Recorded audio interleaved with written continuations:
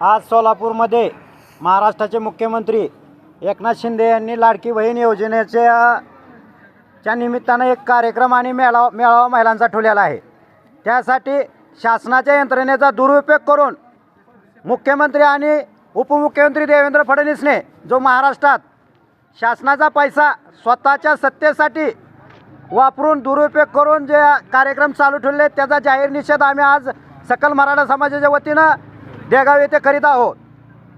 छत्रपती शिवाजी महाराज की मुख्यमंत्री साहेबांना माझं एक सांगणं आहे, मुख्यमंत्री तुम्ही वाशीमध्ये शिवाजी महाराजांची शपथ घेऊन मराठ्याची फसवणूक केलेली आहे। त्याच पद्धतीनं आज आम्ही या ठिकाणी तुमचीही फसवणूक करीत आहोत, कारण आमच्या गावातील एकही महिला तुमच्या बसमध्ये बसायला तयार नाही आणि येथून पुढे तुमच्या कुठल्याही राजकीय कार्यक्रमाला आमच्या गावातून महिला असो किंवा पुरुष असेल कुठल्याही समाजाचा माणूस तुमच्या कार्यक्रमाला आमच्या गावातून येणार नाही। आम्ही आज या निमित्तानं दाखवून दिलेला आहे।